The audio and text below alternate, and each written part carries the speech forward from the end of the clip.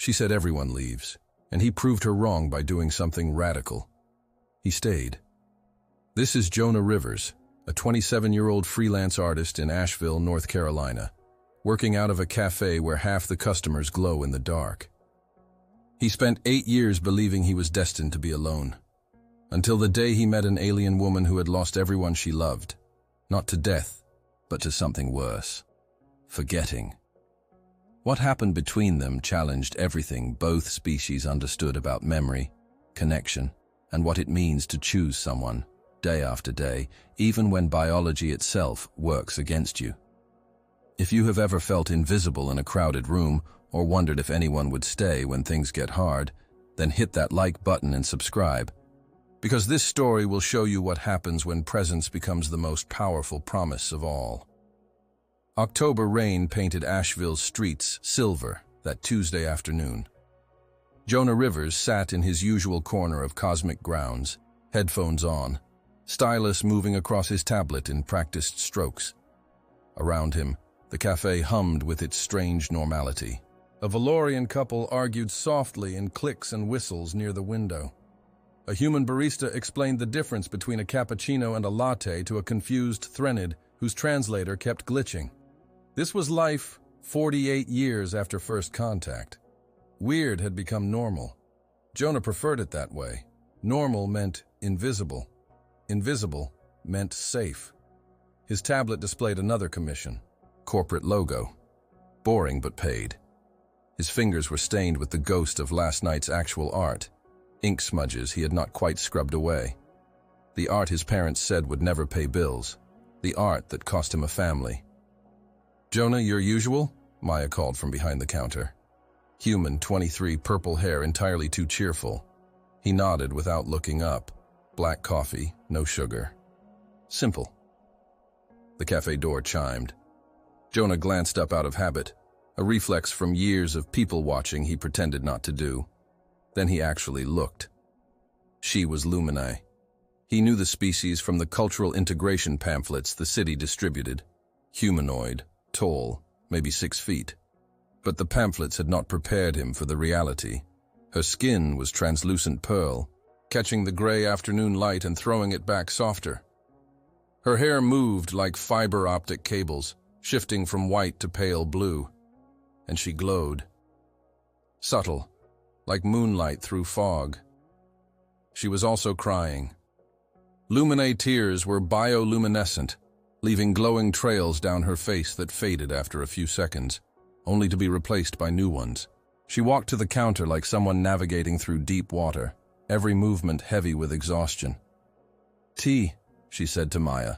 Her voice carried an accent he could not place, melodic, but tired. "Anything warm?" "Coming right up. First time here?" The Lumini woman paused. "I do not remember." Maya's smile faltered. "Oh, okay. Well, find any seat. I will bring it over." The woman chose the table farthest from everyone else, tucked into the corner opposite Jonah's. She pulled out a worn notebook and a pen and began writing. No, not writing. Listing. Names, it looked like. Dates. She wrote quickly, desperately, like someone trying to catch water with their hands. Jonah told himself to look away. Not his business. He had perfected the art of not getting involved. 8 years of freelancing in this cafe had taught him that everyone had their problems. You could not fix them all. Could not fix any of them, really. He tried focusing on his commission. The logo needed another revision. The client wanted more dynamic, whatever that meant. But his eyes kept drifting to her table. She had stopped writing and was staring at the list, her face crumpling with grief so raw it made his chest hurt. More luminescent tears traced paths down her face. She touched one name on the list with a trembling finger. "Thalin," she whispered to herself. "Please, please remember." Then she started crossing names out. Slowly at first, then faster. Her hand shook so badly the lines were jagged. Jonah felt something crack in his chest. He knew that gesture. He had done it himself once, going through his phone contacts after his parents disowned him. deleting people who had not called, friends who had chosen his parents' side, crossing out connections until the list was so short it could not hurt anymore. She was down to 3 names when she stopped. Her whole body shook with silent sobs. "Everyone leaves," she said to the empty air. "Or I forget, or they forget. It does not matter. The end is always the same. Always alone." The cafe continued its normal chaos around them. No one else seemed to notice. Or maybe they had learned the same lesson Jonah had. Do not get involved. People leave anyway. Jonah looked at his tablet, at the boring logo, at the boring life he had built because boring was safe, and safe meant no one could leave him because he never let anyone close. He thought about his apartment. Empty, except for canvases and takeout containers. He thought about his parents. 2 years since the last text. He thought about every relationship he had sabotaged because leaving first hurt less than being left. He thought about how he had spent 27 years becoming invisible. The woman at the corner table drew a shaky breath and pulled out another notebook, starting a new list. Her hands still trembled. Jonah saved his work, closed his tablet, and before the scared, rational part of his brain could stop him, he stood up. His feet carried him across the cafe floor, past Maya, who watched with curious eyes, past the arguing Valorians, past safety. He stopped at her table. She looked up, startled, her violet eyes still streaming light. "I am sorry," she said quickly, wiping at her face. The tears just smeared. "Am I glowing too brightly? I know humans find it disturbing." "No," Jonah said. His voice came out quieter than he intended. You said everyone leaves." She stared at him, confused and wary. "Yes? I thought I would sit down, if that is okay." "Why?" Jonah pulled out the chair across from her, sat, met her eyes. "Because I know what it is like to be alone in a room full of people." She blinked, more tears falling. "You do not know me." "No, I did not ask for company." "I know." "Then why?" Jonah looked at her notebooks, at the crossed-out names, at the desperate lists. He thought about his own sketchbooks full of empty rooms and reaching hands that found nothing. "Because maybe," he said slowly, "someone should stay." The Lumini woman stared at him for a long moment. Then she laughed, but it was broken glass wrapped in sound.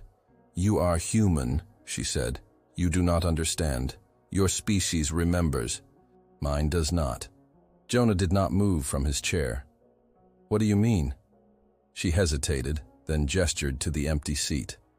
An invitation, reluctant but real. Jonah settled in, quiet, waiting. He was good at waiting, good at silence. Sometimes silence was the only gift that mattered. "My name is Irindra," she said finally. "Aaron, if you prefer. I am Lumini. Our homeworld has 6-month days and 6-month nights. During the long dark, isolation was fatal to sanity. So we evolved to forget people who are absent too long, a survival mechanism. If you cannot see someone, your brain slowly erases them. No memory, no pain." She touched her chest. "But I did not want to forget. I was a memory chronicler. I preserved our cultural history. I thought if anyone could hold on to memories, it would be me." "What happened?" Jonah asked softly. Aaron's glow dimmed. "I took a diplomatic mission off-world, 4 years. When I returned, my partner looked at me like a stranger. He remembered my face, my name, but not us. Not what we meant to each other. 6 friends, same thing. They knew they should remember me. The knowledge was there, but the feeling was gone. Like trying to recall a dream 3 days later." She pressed her palms to her eyes. "And I am forgetting them too. I can still see Thalin's face, hear his voice, but the emotions are fading. In another year, he will be a name in a notebook and nothing more." The weight of it hit Jonah like a physical thing. "That is devastating." "It is biology. We do not get a choice." "Is that why you came to Earth?" Aaron nodded. Humans remember. Even people you have not seen in decades you can recall clearly. I thought if I surrounded myself with a species that holds onto memories, maybe I could learn. Or maybe I just wanted to be around people who could not forget me, even if they wanted to. She smiled bitterly. Stupid, right? Because you might remember, but you would still leave eventually. Everyone does. Jonah thought about his parents, about how they remembered him just fine. They just chose not to call. Maybe some people leave, he said, but maybe some stay. No one has before. Then let me be the first. Erin looked at him like he was speaking a language her translator could not parse. You do not know what you are offering. Maybe not, but I know what it feels like to expect abandonment, to protect yourself by leaving first. Jonah pulled out his phone, opened his contacts, scrolled. See this? 200 contacts. I maybe talked to 5, because everyone else left or I pushed them away. My parents told me to choose between art and family. I chose art. They chose silence. He set the phone down. 8 years, not one birthday call. I tell myself it does not matter, that I am fine alone, but I am not. I am just scared. Of what? Of letting someone close enough to hurt me again. Erin stared at her notebook, at the names being crossed out one by one. Then why are you sitting here? Because you said everyone leaves, and I spent 8 years believing the same thing. Maybe we are both wrong. Maya arrived with Erin's tea and shot Jonah a surprised look. He never talked to anyone. Erin wrapped her hands around the cup like it was an anchor. I cannot promise I will not forget you, Erin said quietly. My biology will not allow it. And I cannot promise I will not run when things get hard, Jonah admitted. I have done it before. Then what are we doing? Trying, I guess. Erin took a sip of tea. The cup trembled in her hands. You are strange for a human. You are the first person to call me strange instead of quiet. Quiet is not the same as absent. No, Jonah agreed. It is not. They sat in silence then, but it was different from the silence before, filled instead of empty. Jonah pulled out his tablet, returned to his work. Erin went back to her notebook, writing slower now, less frantic. After 20 minutes, she spoke. What are you drawing? Jonah turned the tablet so she could see. Logo for a tech company. Not interesting. May I see your real work? Something in his chest tightened. He never showed anyone his real work. Not anymore. But he found himself swiping through folders, pulling up illustrations, figures in empty rooms, hands reaching through darkness, cityscapes filled with people, one figure always alone in the crowd. Erin studied them with an intensity that made him want to hide the screen. But she nodded slowly. You understand. It is not abstract for you. No. These are haunting. Lonely. Yeah. But beautiful. Pain can be beautiful when it is witnessed.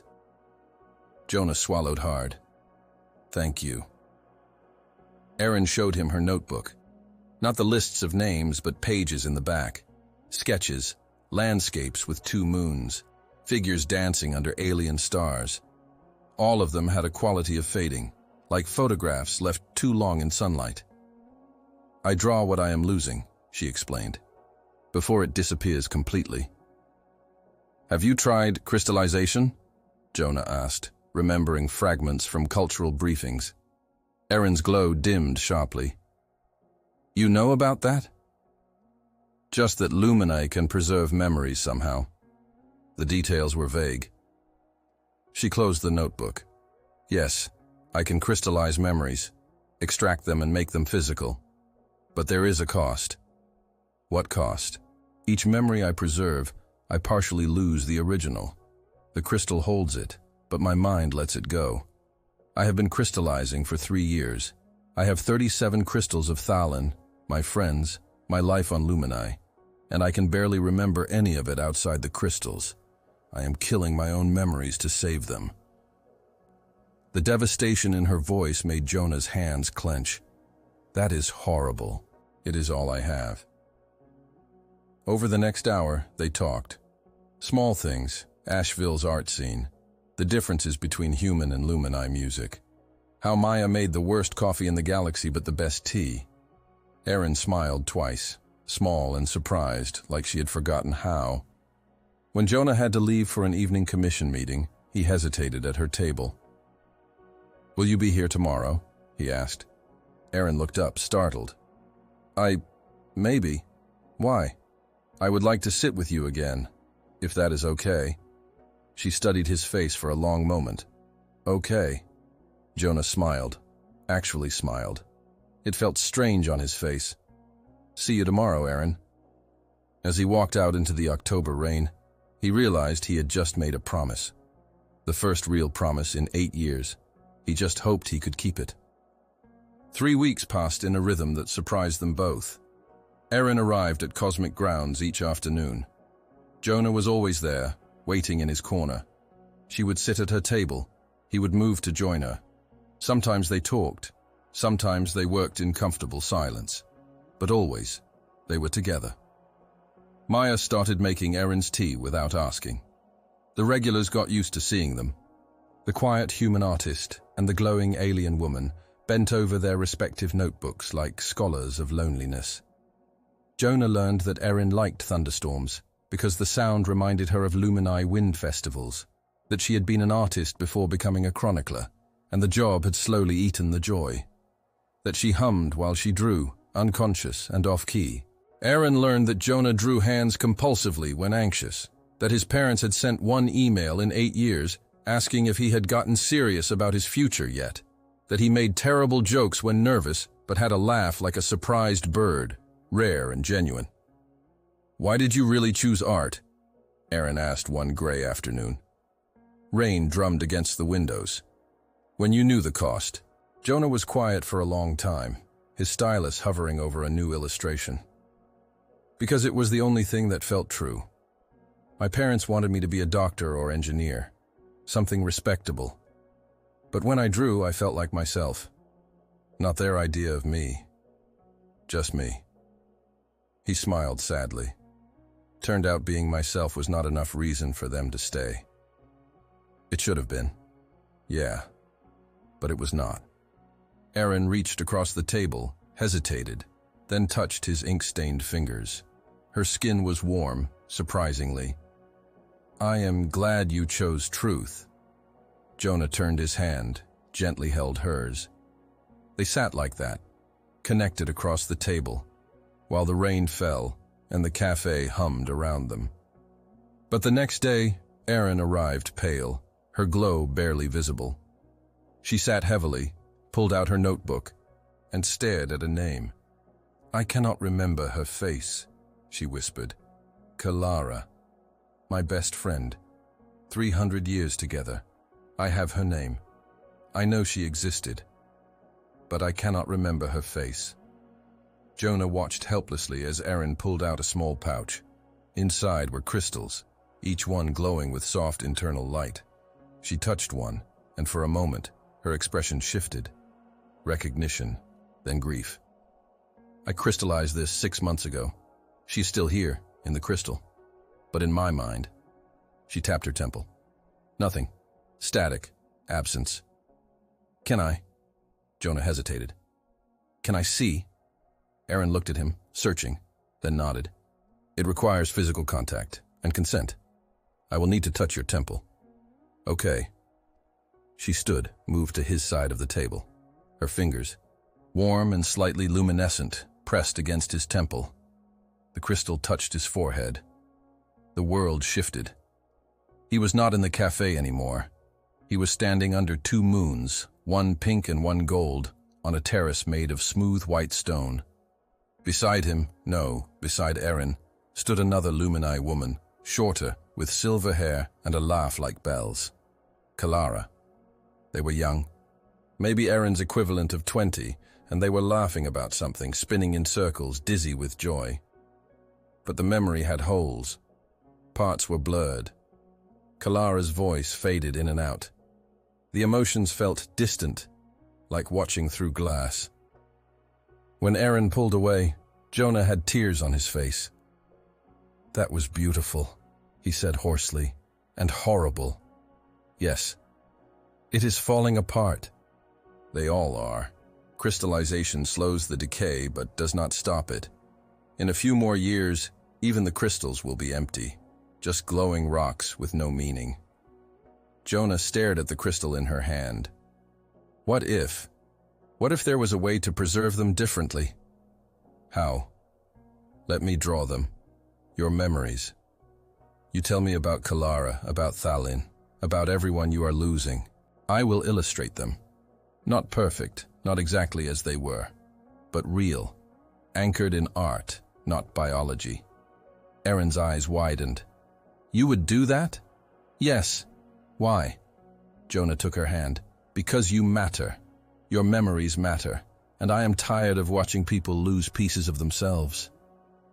So they started. Each evening, after the cafe crowd thinned, Aaron would share a memory.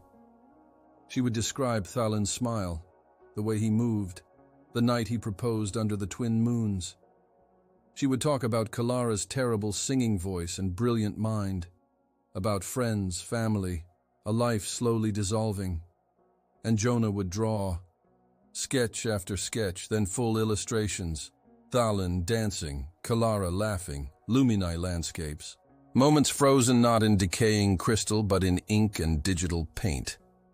Aaron cried through most of it, but she also smiled, watching her memories take new form. This is not how I remember it, she said one night, looking at an illustration of Thalin. His eyes were different, darker. Tell me, I will fix it. No. Aaron touched the screen gently. Leave it. This is your interpretation. My memory filtered through your perception. It is. It is something new, not a copy.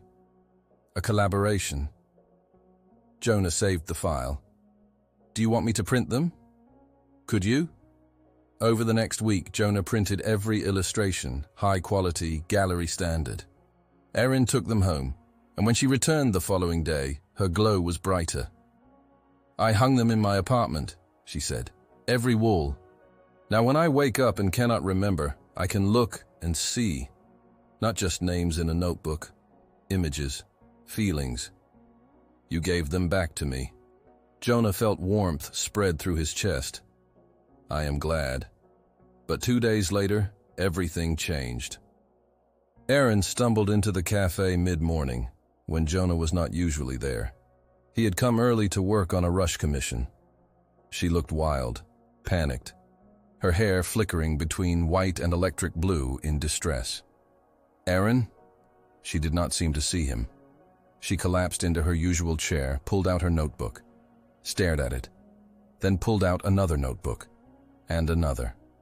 3 total, all filled with names, dates, fragments. I do not remember writing these, she whispered. I know my handwriting, but I do not remember. There was a person. Someone important. Thalin? I had breakfast this morning and tried to remember what I did yesterday, and there was nothing, just blank space. Jonah's blood went cold. Aaron, look at me. She looked up. Her eyes were lost. Do you remember me? She squinted. You are familiar. Jonah? Yes, Jonah, the artist. You are drawing my memories. Relief flooded her face. I remember you. How many days do you remember?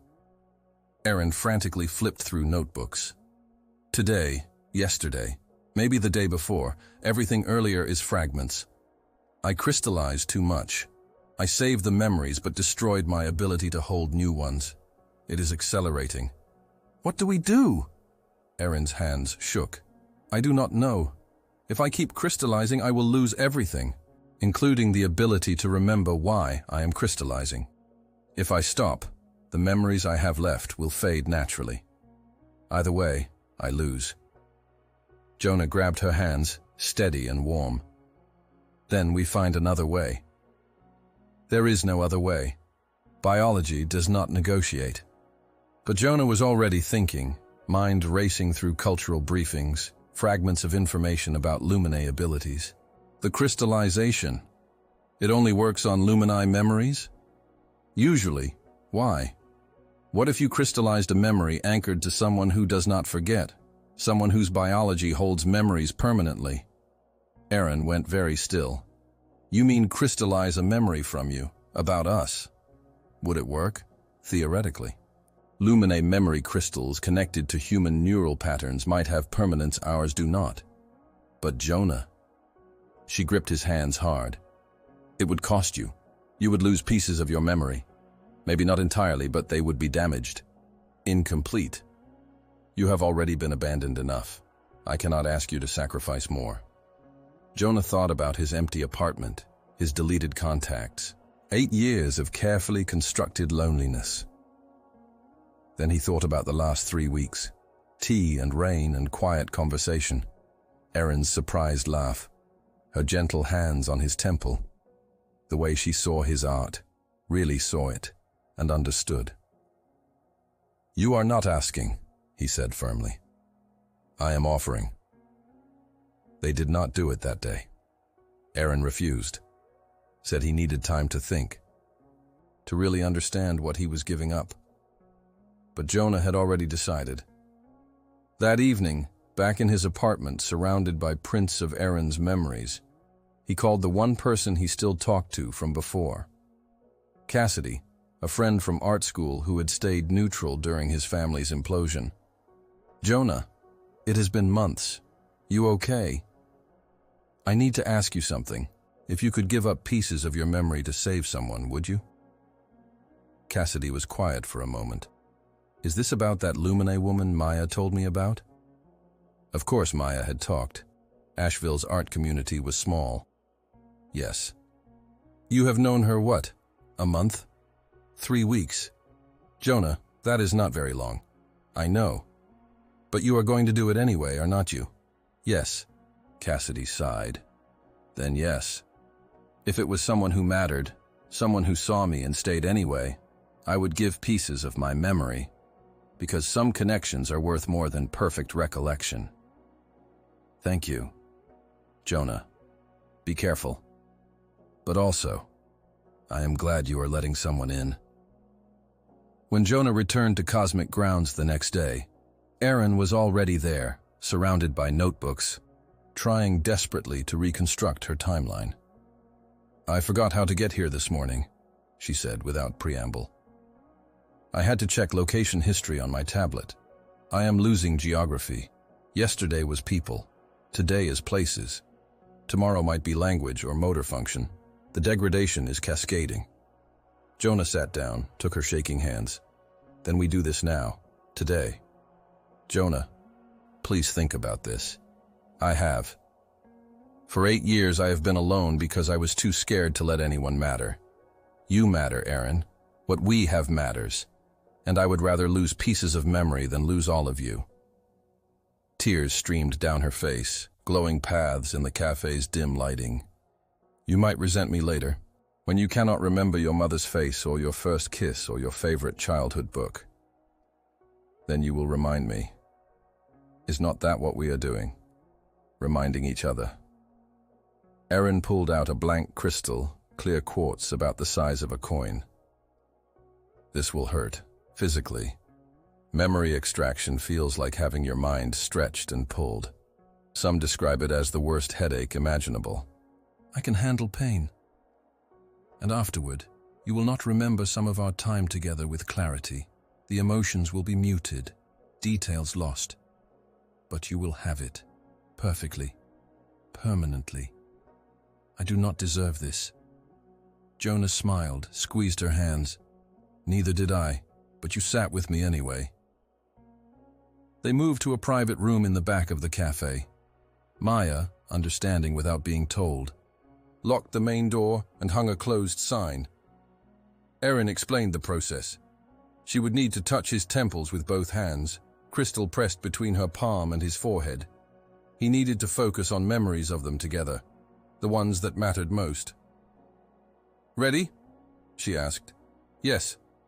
Her hands were warm against his skin. The crystal was cold. Erin closed her eyes and her glow intensified, shifting from soft pearl to bright silver blue. Energy, or something like it, began to flow. It felt like someone had grabbed his brain and pulled, not physically, but something deeper. Memory, consciousness, self, all being drawn out through a straw. Jonah gasped. Erin had not exaggerated. It was agony. White-hot pain behind his eyes, pressure building in his skull. Think of us. Erin's voice, distant and strained. Focus, Jonah. He thought of the first day. Rain and tears and sitting down when every instinct screamed to walk away. He thought of 3 weeks of quiet afternoons, tea and coffee, shared silence. Her laugh when he made a terrible joke about alien music. Her hands on his, warm and real. The way she said his name, soft and careful, like it was precious. The pain intensified. Jonah heard himself cry out. Erin was shaking, tears streaming, but she did not let go. Around them, other Lumini in the cafe felt the resonance. One, an older male named Velthar who frequented cosmic grounds, stumbled. A fragment of memory surfaced, unexpected and shocking. A woman. Erin? Yes. Erin. Younger, laughing, on Lumini. A friend he had forgotten. The pull continued. Jonah felt memories fragmenting. His first meeting with Erin, crystal clear a moment ago, was blurring at the edges. The second day, her smile becoming distant. No. He needed to hold on. Let go, Jonah, Erin said through tears. Let me carry them. Trust me. So he did. He released his grip and let the memories flow into the crystal, into her, wherever they needed to go. The energy peaked. Light exploded between them, so bright Maya shielded her eyes in the main room. Then, suddenly, it stopped. Erin pulled away, gasping. In her palm, the crystal glowed gold. Deep, warm, permanent gold. Not the pale blue of Lumine memories, but something entirely new. Jonah collapsed back in his chair, head pounding, vision spotty. Are you okay? Erin's voice, close and scared. I think so. Did it work? Erin stared at the crystal, touched it to her temple. Her eyes went wide. Oh, Jonah, I can see. Our first meeting, every detail, the rain, your voice, and the emotions. They are not fading. They are solid, permanent. She looked at him with wonder and grief. Human-anchored memories do not decay. You made yourself an anchor. Good, Jonah said, though his voice was weak. That was the point. But you. She touched his face. Do you remember? Jonah thought back to 3 weeks ago. He remembered sitting down at her table, remembered deciding to stay. But the details were fuzzy now, like a photograph seen through frosted glass. Her exact words were gone. The smell of rain, present in his mind moments ago, had faded. He remembered the shape of the day, but not its texture. Some, he admitted, not all. Erin clutched the crystal to her chest, glowing tears falling onto it. What have we done? We fought biology. Together. Velthar appeared in the doorway, ancient and shaken. Irindra Solmaris. I remember you. I forgot you 3 years ago. But just now, when you crystallized, the resonance brought back fragments. I was your mentor. You were brilliant, and I lost you. Erin stared at him. Velthar, I am so sorry. I could not help forgetting. But if there is a way to reconnect. He gestured to the crystal. Show me, please. Over the next hour, Velthar brought 2 other Lumine who had felt the resonance. Both had known Erin, both had forgotten. The crystallization process, anchored to a human who naturally retained memory, had created something unprecedented. A beacon that could revive dormant Lumini memories. You may have discovered a solution, Velthar said quietly. Not just for you, but for all of us. Humans as memory anchors, partnerships that preserve what we cannot. Erin looked at Jonah, still pale and exhausted but smiling. We did that. By accident. Best kind of discovery, Jonah murmured. But as the other Lumini left and Erin helped Jonah to his feet, reality set in. He had given pieces of himself to save her. She would continue to forget. The cycle was not broken, only slowed. What do we do now? Erin asked. Jonah leaned on her, steady despite his exhaustion. We keep going, one day at a time. I will remember for both of us when you cannot. And when I cannot remember, you will have the crystals. That is not a cure. No, but it is a choice, and I choose you, today, tomorrow, as many days as we get. Erin kissed his temple, gentle and grateful. Then I choose you too. 2 years later. Jonah Rivers, now 29, stood in the Asheville Gallery of Interspecies Art, surrounded by his largest work to date. 50 illustrations, each one a memory preserved and transformed. The exhibition was called Living Archives, and it had drawn attention from across the galaxy. Beside him, Erindra Solmaris, glowing softly in the gallery light, held his hand. She had forgotten him 17 times in 2 years, sometimes for a day, once for a week. Each time, Jonah had been there with notebooks, crystals, and illustrations.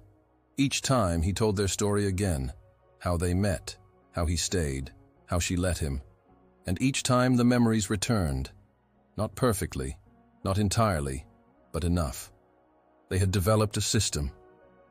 Every evening, both recorded video diaries. Erin wrote in 3 synchronized notebooks, backed up digitally. Jonah drew daily, small sketches of moments that mattered. When Erin woke without remembering, she had tools to rebuild. And Jonah, whose own memory bore scars from that first crystallization, used those same tools. He no longer clearly remembered his mother's face. His childhood bedroom was fuzzy, but he had decided those losses were worth it. How are you feeling? He asked Erin as people milled around their work. Good. I remember today, yesterday, most of this week. She smiled. I remember you proposing last month. I crystallized that one immediately. Jonah looked at the ring on her finger, simple silver with a small luminescent stone, a piece of one of her crystals, set in metal. She wore his memory of asking, their shared memory of her saying yes. Do you think this is sustainable? She asked quietly. Me forgetting, you compensating, forever. Jonah thought about it. Honest thought, the kind they had learned to give each other. I do not know. Some days will be harder than others. You will forget things I need you to remember. I will get frustrated. You will feel guilty. We will fight. We will struggle. He turned to face her fully. But yes, I think it is sustainable. Not because it is easy, but because we choose it. Every day. What if I forget why I love you? Then I will remind you. I will show you these. He gestured to the illustrations. I will tell you about rainy Tuesdays and terrible tea and how you laugh when surprised. I will list every reason, day after day, until you remember feeling them. Erin's eyes shimmered. That sounds exhausting. Probably, but you are worth exhausting. A woman approached, human, middle-aged. Excuse me, are you Jonah Rivers and Erindra Solmaris? Yes, Jonah confirmed. I am Dr. Sarah Chen, Xenopsychology. Your work, this exhibition, it is groundbreaking. The concept of cross-species memory anchoring could revolutionize how we approach Lumine memory degradation. Would you be willing to participate in the study? Erin and Jonah exchanged glances. They had talked about this possibility.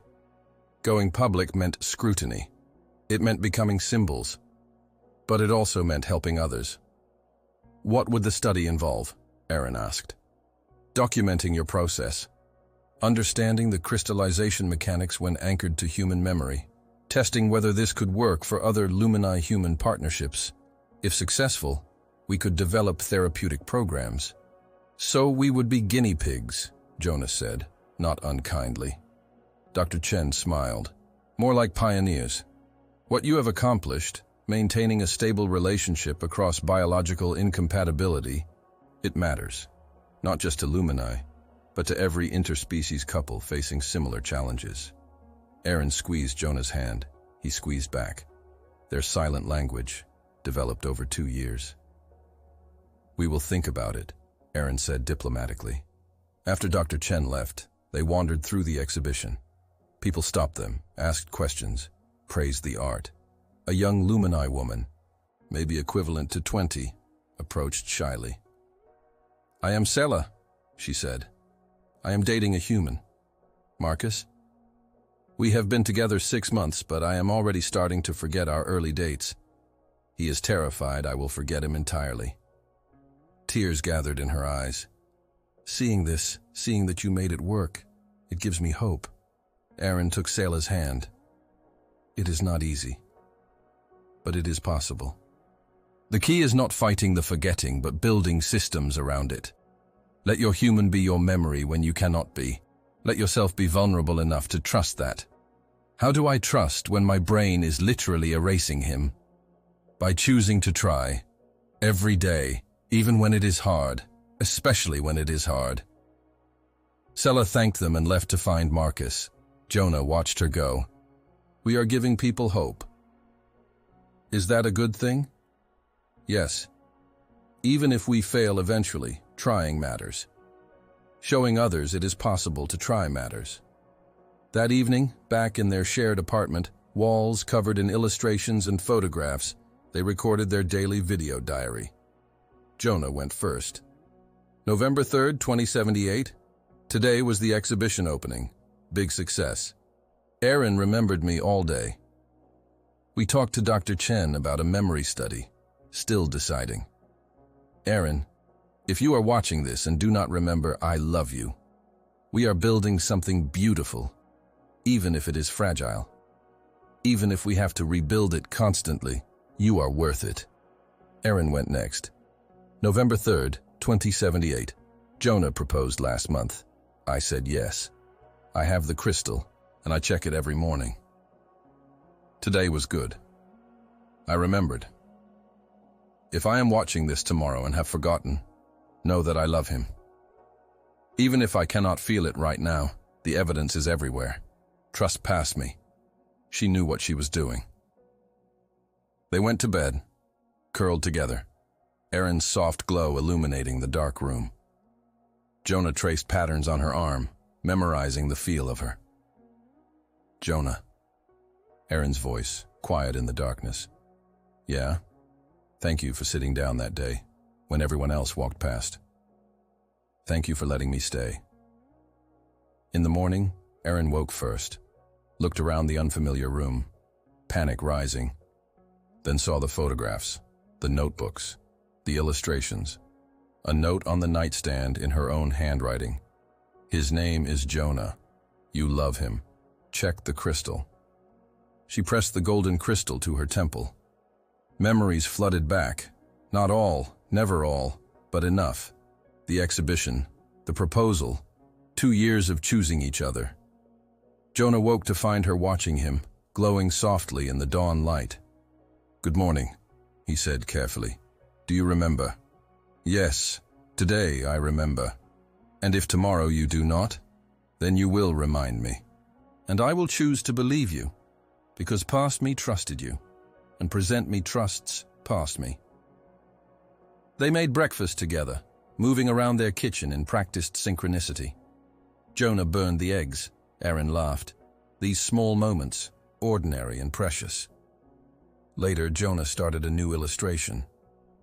Aaron over coffee, her hair shifting colors with her contentment. Morning light, making her glow golden. He would add it to the collection. Another piece of evidence, another memory preserved. His tablet pinged. Email from his mother. The first in 2 years.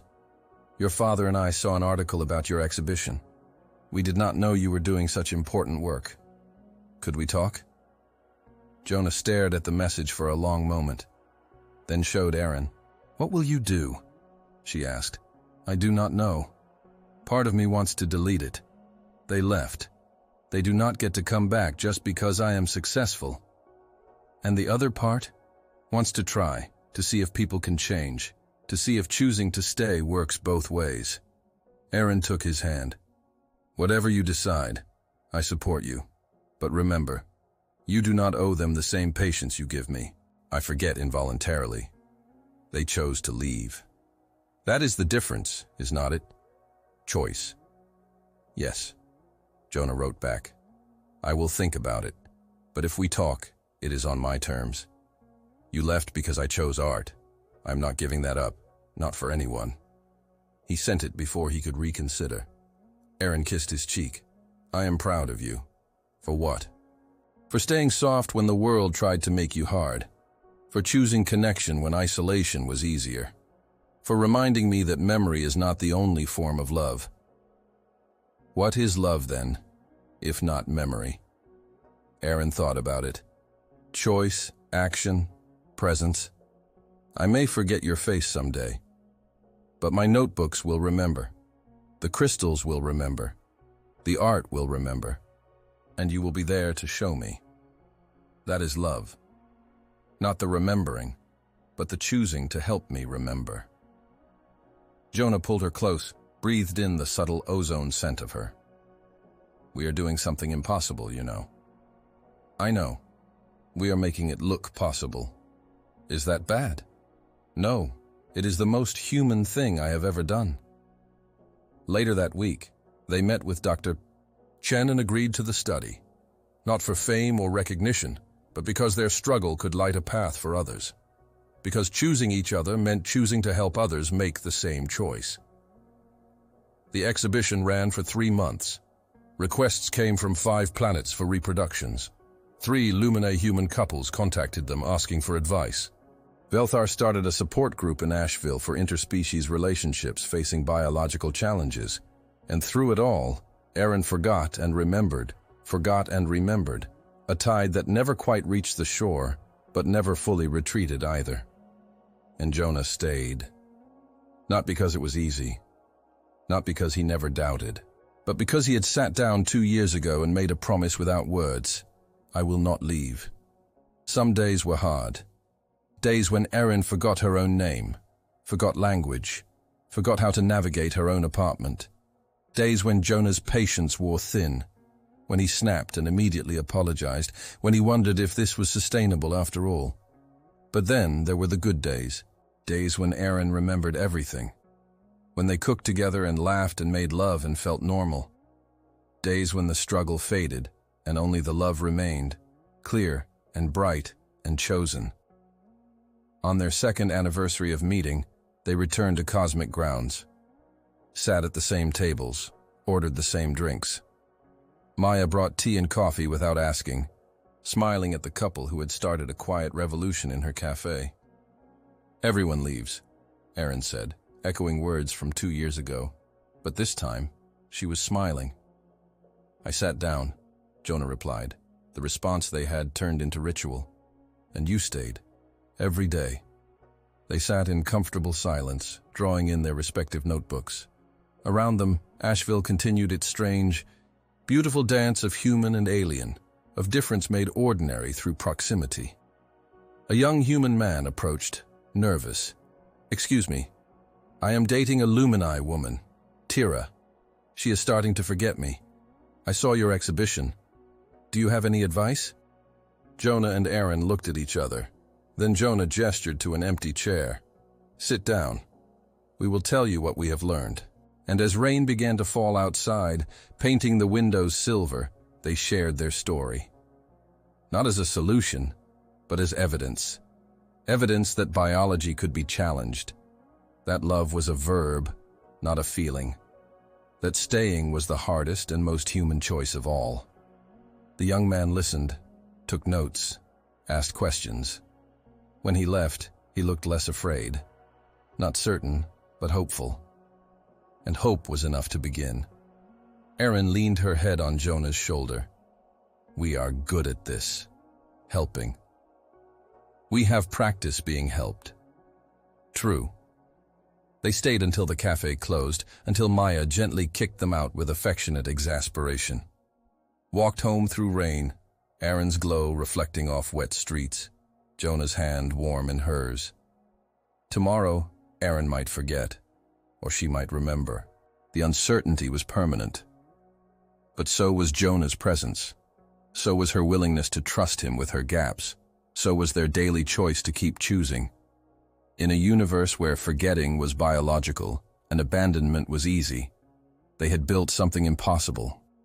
Not perfect love, not unbreakable love, but persistent love. Love that woke up each day and decided to try again. And in the end, perhaps that was the most powerful form of humanity. Not strength or intelligence or memory, but the stubborn, radical act of staying when leaving would be easier, of choosing presence when absence would hurt less, of sitting down and refusing to leave, day after day, until staying became its own form of forever. There is a difference between being remembered and being chosen. Memory is passive, a function of biology. Choice is active, a function of will. Arindra would forget, Jonah would remember, but both would choose, every single day, to show up for the other. In a galaxy of countless species, humans are not the strongest or the smartest, but they are the ones who stay, who witness, who remember not because biology demands it, but because they choose to. And sometimes, that choice to remain present, to show up when it would be easier to walk away, is the most powerful force in the universe. Jonah and Aaron proved that love is not about perfect memory or guaranteed outcomes. It is about the daily decision to be there, to rebuild what breaks, to remind and be reminded. They showed that humanity's greatest strength is not in never falling apart, but in staying together while broken. Every morning that Aaron woke without remembering, and every morning that Jonah chose to help her rebuild those memories, they demonstrated what it means to be human.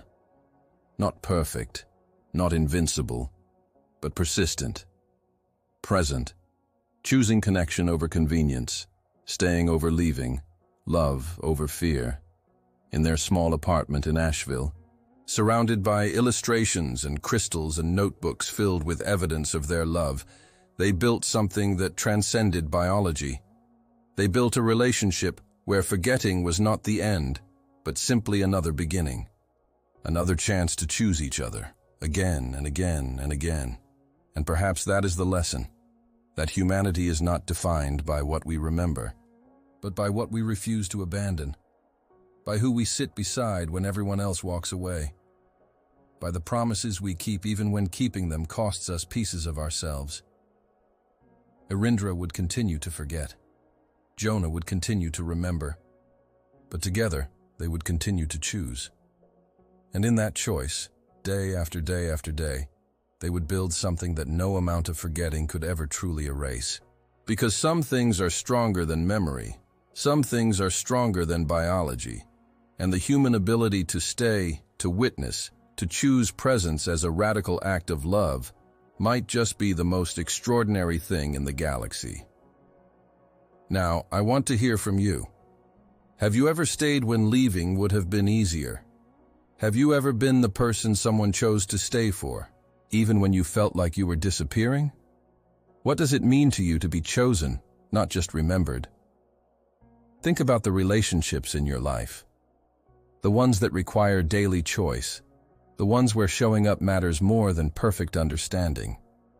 Write the word "stay" in the comments if this story resonated with you. If you have ever been the person who sat down when everyone else walked away, or if you have ever needed someone to stay for you. And tell me where you are watching from. What city? What country? I love knowing that these stories about humanity's quiet persistence reach across the globe, connecting us all through our shared experiences of choosing each other despite the difficulty. If you felt something during this story, hit that like button. Subscribe to this channel for more stories about what makes humanity extraordinary in the ordinary moments. Turn on the notification bell so you never miss a story about people choosing connection over convenience. Share this with someone who needs to be reminded that staying is a superpower. And please, take a moment to comment about a time when someone stayed for you, or when you chose to stay for someone else. Your stories matter. Thank you for spending this hour with Jonah and Aaron. Thank you for witnessing their choice to keep choosing. And remember, in a universe of countless ways to be strong, sometimes the strongest thing you can do is simply stay.